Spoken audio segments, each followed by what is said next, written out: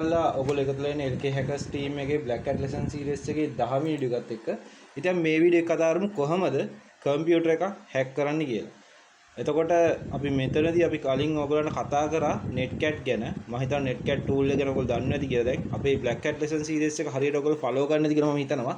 මොකද ඒ series එකේ මොළේ ඉඳන් මෙතනට වෙනකන් හරියට playlist එක 1 2 3 4 පහ කියන ඔක්කොම වීඩියෝ සෙට් එකම පිළිවෙල ඩිස්ක්‍රිප්ෂන් දාලා දෙන වීඩියෝ සෙට් එකම බලලා ඔයගොල්ලෝ මෙතනට එන්න නැත්නම් ඔයගොල්ලන්ට තේරෙන්නේ නැහැ මෙතන මොකද්ද අපි කරන්න කියලා. අපි මෙතනද කරන්න යන්නේ සම්පූර්ණයෙන්ම කම්පියුටර් එක හැක් කරන්නයි යන්නේ.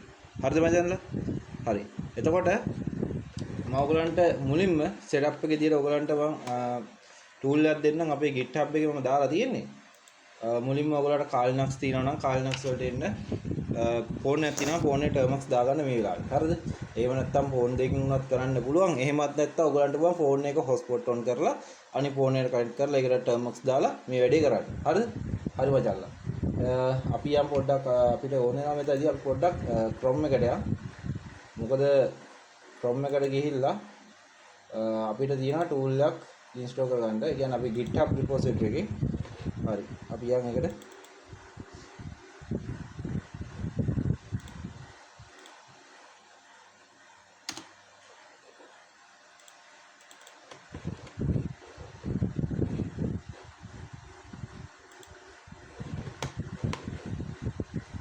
ඔයගලන්ට ලින්ක් දාලා තියෙනවා ඩිස්ක්‍රිප්ෂන් එකේ. ඒතකොට ඔයගලන්ට පුළුවන් මේ ටූල් එක ගන්න. අපේ ටූල් එක මේ දැන්ට ටූල්ස් බර ගණක් අපි හදලා තියෙනවා මේ තියෙන්නේ. LK Hackers reverse shell කියන ටූල් එක තමයි මේක. හරිද? මේකේ මම වැඩි විස්තර කිසි විස්තරයක් දාලා නැහැ. මෙතන ඔයගලන්ට මහ ලොකු දෙයක් නැහැ. මෙතන තියෙන්නේ කෙලින්ම කෝඩ් එකට ගිහිල්ලා මෙන්න මේ විදියට මෙන්න මේ කොපි එක තියෙනවා. මෙතේ ඔයගොල්ලෝ කොපි කරගන්න තියෙන ලින්ක් එක. හරිද? හරි. ඊට පස්සේ ඔයගොල්ලන්ට මේ කාලි වලට එන්න කාලි වලට ඇවිල්ලා කාලිගේ ටර්මිනල් එක ඕපන් කරගන්න ඕනේ. ටර්මිනල් ඔන් කරලා පොඩ ස්ක්‍රීන් එක පොඩ ලොක් කරගමු. හරි ස්ක්‍රීන් එක ඔන්න අපි ලොක් කරගත්තා. දැන් අපි අපේ වැඩේට යමු. අපි ඊතර මෙතනදී අපි මුලින්ම අපි ලින්ක් එක ක්ලෝන් කරගන්නවා. ඒත් අපි ගහනවා git clone. git clone කියලා දාලා ස්පේස් එකක් තියලා අපි අර කොපි කරගත්ත ලින්ක් එකේ පේස්ට් කරලා දාමු. පේස්ට් කරලා එන්ටර් එකක් දෙමු. හරි. ඔන්න දැන් ඔන්න අපේ ටූල් එක ඔන්න දැන් ක්ලෝන් වුණාට මේ අපේ කාලි වලට ඊට මෙතන ls කියලා ගහමු. හරි. ls කියලා ගැහුවම පස්සේ ඔයගලන්ට පේනදී මෙතන reverse shell කියලා තියෙනවා. මෙන්න මේක තමයි අපේ ටූල් එක. අපි මේ ටූල් එක තුලට යමු. හරි මචංලා ඊට පස්සේ අපිට කරන්න තියෙන්නේ අපි මේක රන් කරගමු. reverse shell ඊට පස්සේ python run.py. හරි මචංලා ඔන්න අපේ ටූල් එක මෙන්න මේ විදිහට ආවා. ඊට පස්සේ තියෙන මචංලා අපේ termux වලට ගිහිල්ලා අපි දැන් termux වලට යමු. හරි termux වලට ඇවිල්ලා ඔයගලන්ට තියෙන්නේ netcat වල ගහගන්න කනෙක්ෂන් එක. ගාමු ncat netcat කියලා ගහලා -verbose listen port 5000 port 5000 connection එකක් ගහනවා. ගාලා අපි නිසින්ක් ඕපන් කරලා අපි ifconfig කියලා ගහන if config කියලා ගහලා ifconfig කියලා ගහලා ඊට තියෙන මෙන්න මේ IP address එක ඔයගලන්ට කාලි වලට දෙන්න තියෙන මචංලා. හරි හරි අපි දෙමු කාලි වලට. එතකොට මම ඉන්නේ මට අග්ගලා IP එක ගහ ගන්න.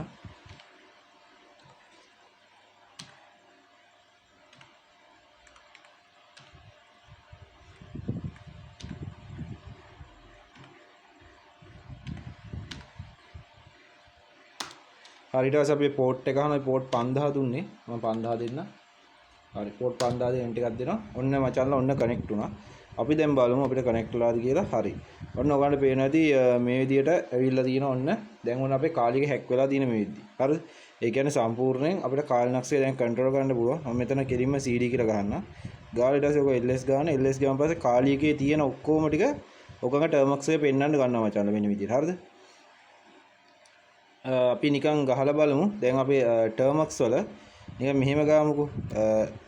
app කියලා ගහලා hyphen a ගන්න. ඒ කියන්නේ app protocol එකේ විස්තර බලන්න යන්නේ. හරි. එතකොට මෙතන permission denied. හරි.